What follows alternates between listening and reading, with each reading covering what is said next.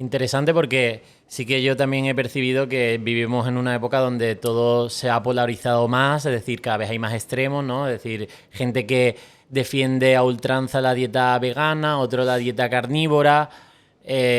Yo, como bien sabes, soy más de una filosofía intermedia, lo que sería la dieta mediterránea de siempre, que es más omnívora, con, digamos, basada también en plantas, pero con alimentos de origen animal. Adaptada también a nuestro tiempo, porque también le dices a la gente, haz la dieta mediterránea, y ahora va al supermercado y dice, oye, ¿y estas barritas son dieta mediterránea? No, claro. Entonces al final cada uno tiene su divulgación. ¿Tú te refieres a que una alimentación densa en nutrientes es favorable para nosotros, para el ser humano? Pues tú me dirás. Pero hay detractores con relación a estos alimentos de origen animal y ciertas enfermedades a largo plazo. Llámese enfermedades cardiovasculares por el colesterol o las grasas saturadas de estos alimentos de origen animal, o llámese algunos tipos de cáncer como las carnes y el cáncer de colon. ¿Qué opinas tú de esta dieta basada en animales y posibles enfermedades a largo plazo? ¿Le tienes miedo? Entiendo que no, obviamente, porque es la que estás promulgando, pero ¿cómo me puedes desmontar la idea que viene por parte del veganismo de que estos alimentos de origen animal pueden provocar daños a largo plazo? Pues muy sencillo. Si las enfermedades modernas se debieran a alimentos antiguos, las enfermedades modernas serían antiguas, no modernas. Y hasta hace 100 años no se conocía la enfermedad cardiovascular. Esa que le echan la culpa a las grasas saturadas. Grasa saturada, que es el 50% de la grasa de la leche materna. ¿Será que esa gente piensa que la naturaleza nos quiere tapar las arterias cuando llegamos a este mundo? ¿O será que no entienden una palabra de metabolismo y se han dejado engañar pues, por la maquinaria que la hay y que existe? Y el que no crea que existe porque simplemente no la conoce, pero hay una maquinaria brutal, con unos fondos brutales, promoviendo el veganismo a muchos niveles. Y había algo que Lenin llamaba idiotas útiles cuando él gobernaba. Y él decía, bueno, vamos a hacer algo que es tiránico para el pueblo, pero vamos a convencer a la gente y entre ellos mismos lo van a promover. Cosa que le está haciendo daño, pero ellos mismos son los que van a promover. Entonces, Lenin lo llamaba idiotas útiles. No le estoy diciendo idiota a nadie, ¿no? Simplemente es el concepto de que te convenzan de que algo es malo, que hayan maquillado y creado ciencia al efecto, pagándola, y ya lo dijo el mismo John Ioannidis, o Peter Gotche, o todos los que están ahí al más alto nivel han dicho, la ciencia está podrida, los estudios están siendo financiados.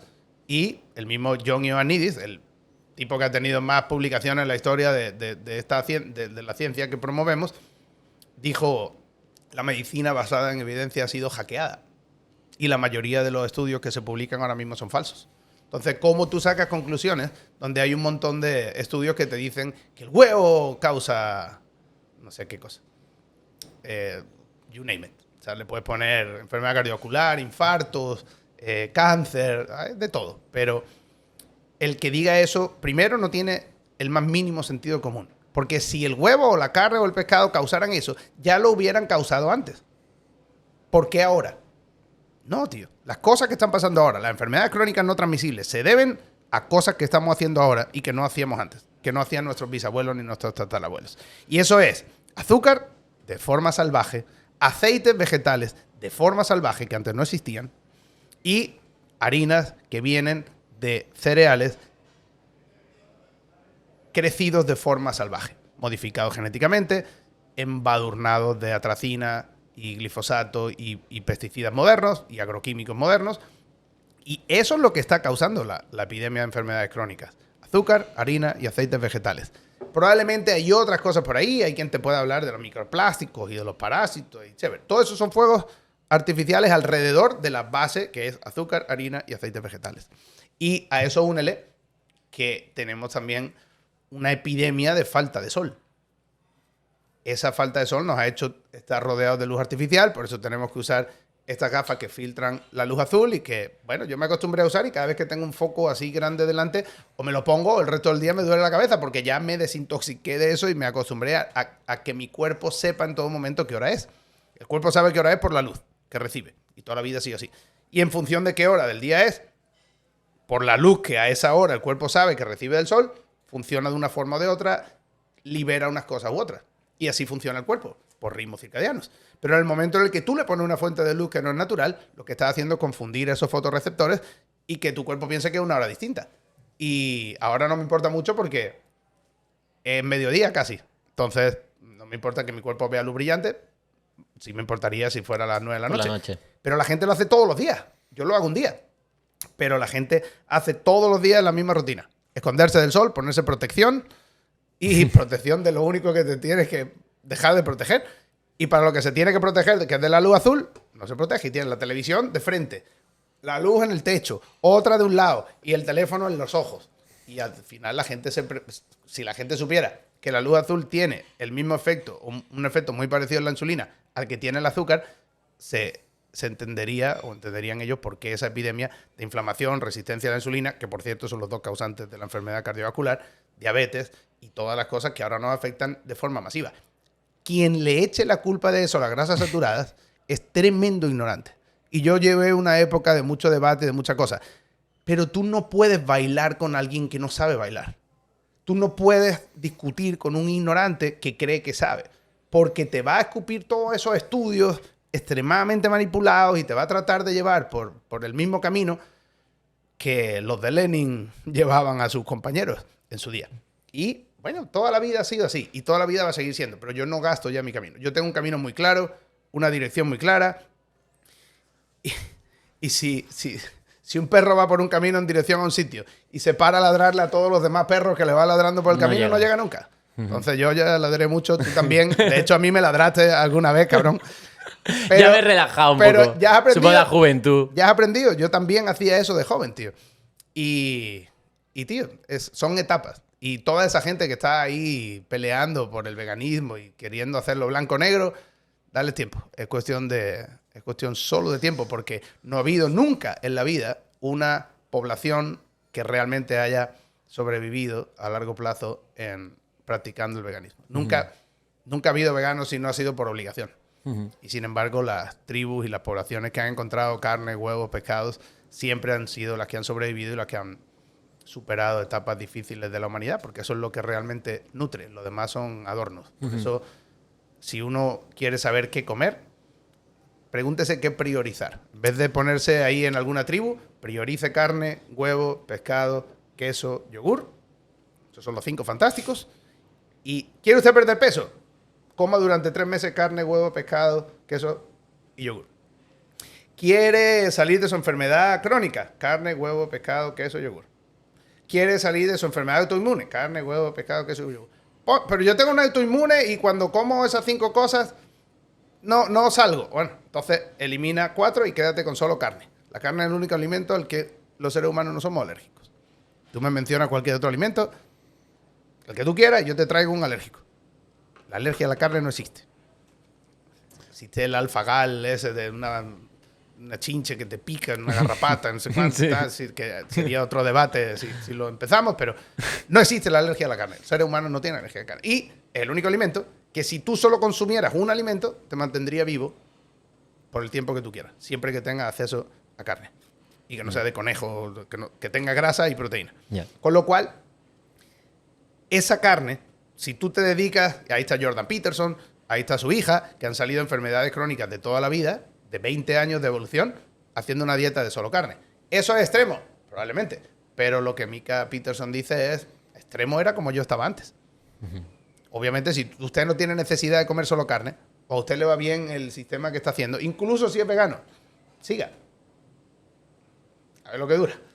Pero si usted tiene problemas, entonces haga esto que le digo. Carne, huevo, pescado, yogur, queso, y le aseguro que su salud va a estar pronto al mismo nivel que su peso, el que usted debe tener. Pero claro, eso díselo a Nestlé, Unilever, Pepsi, tal, que se deben a sus accionistas que lo que quieren es la mayor rentabilidad, ¿no? Entonces, yo lo explico de que, oye, cuando sale un ultraprocesado que científicamente se ha demostrado que es insano, la compañía que hay detrás no es que quiera matarnos, sino que quiere, obviamente, vender esos productos adictivos como has comentado tú, ¿no? Y con esas relaciones entre empresas, ¿no? Como fueron las del tabaco en su día, que obviamente venden un producto que es cancerígeno y no porque quieran crear cáncer a la gente, sino porque es que le es rentable tenerlos enganchados, ¿no?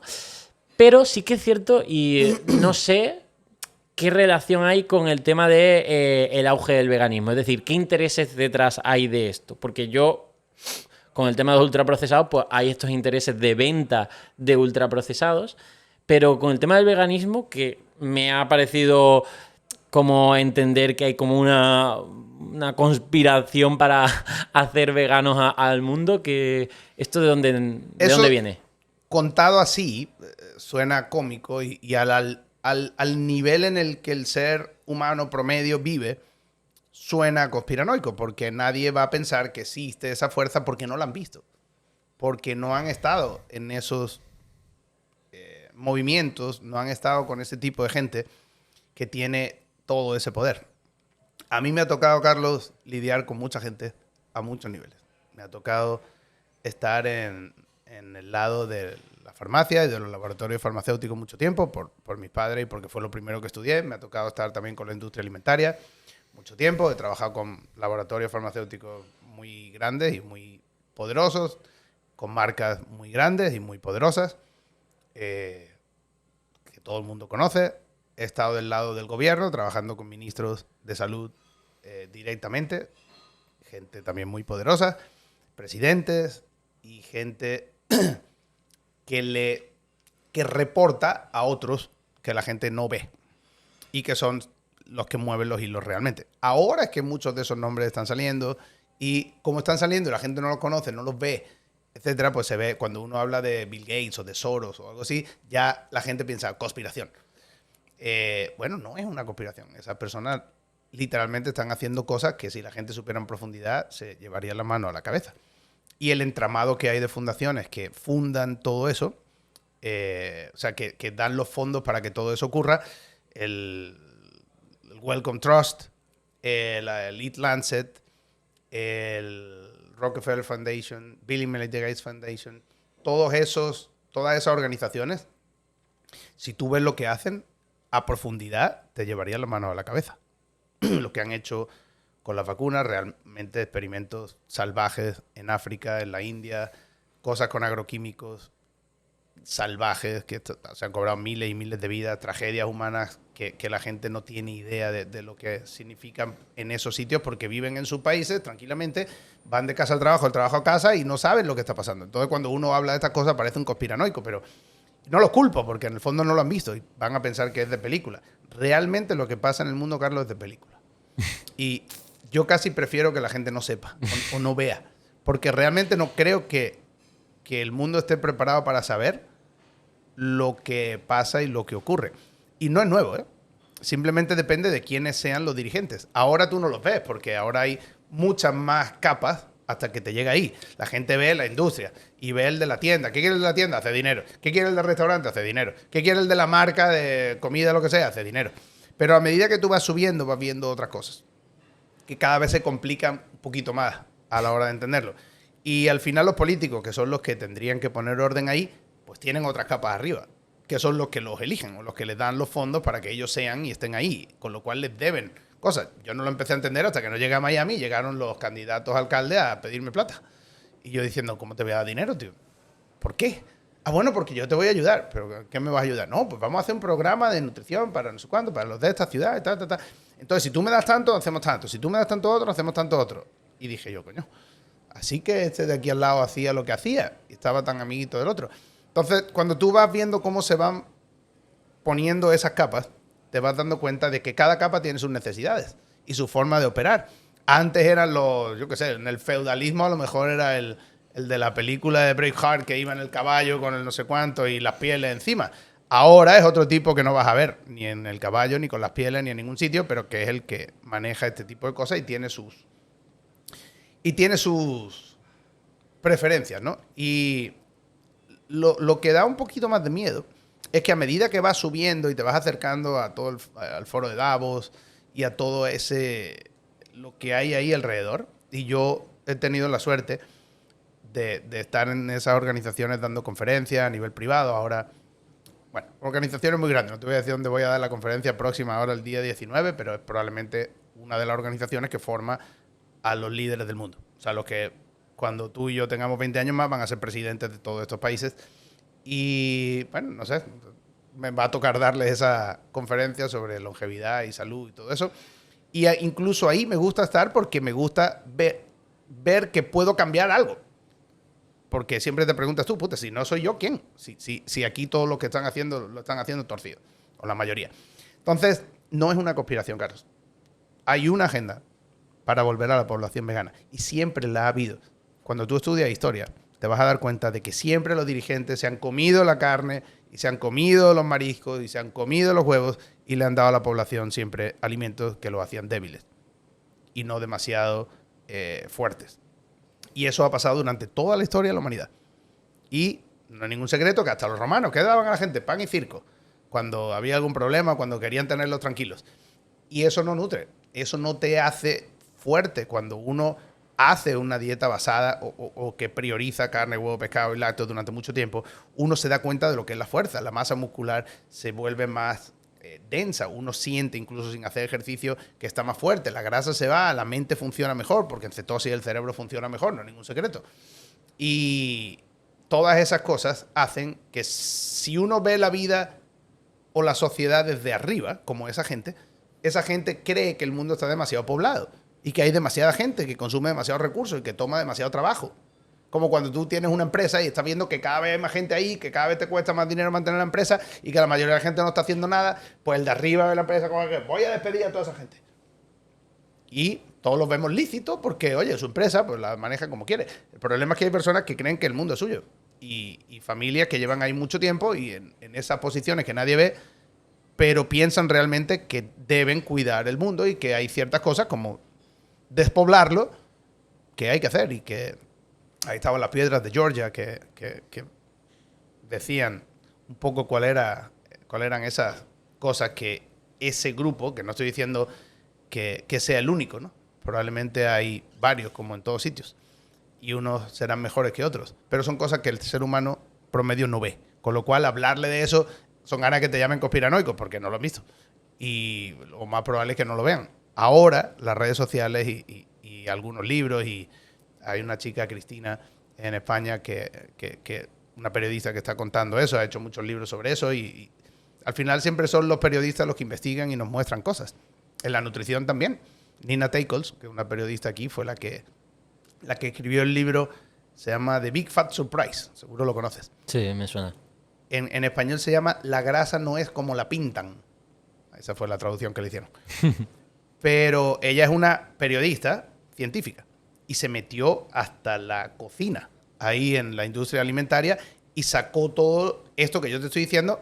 A mí me empezó a apasionar después de que leí ese libro de Nina Teicholz.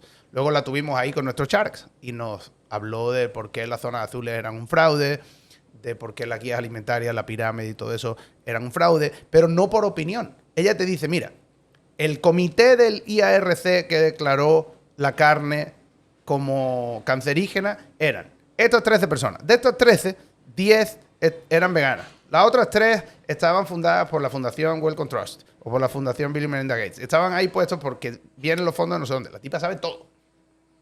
Y al final, esos son los periodistas que han hecho que muchos hayamos abierto los ojos a tiempo y nos hayamos dedicado a esto. Hay un artículo del 2016 en el New York Times de Anahad O'Connor, un periodista también muy bueno del New York Times, ya no está en el New York Times.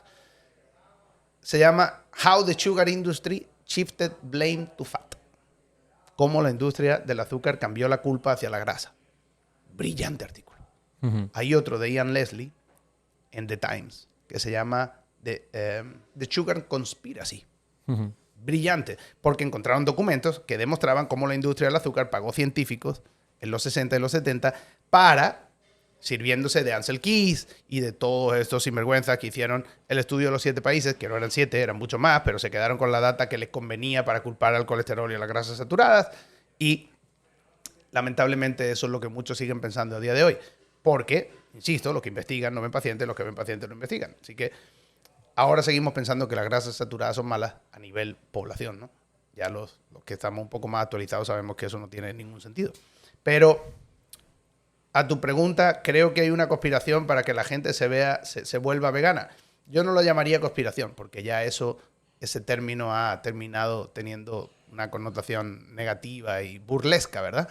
Pero sí, hay un intento masivo de gente muy poderosa y de organizaciones muy poderosas que escapan al entendimiento del ser humano promedio, que están haciendo y presionando para que el mundo sea vegano por un fin que no es ni mucho menos nuestro bien, ni el de nuestra familia, ni el de nuestro futuro, ni como persona, ni como humanidad.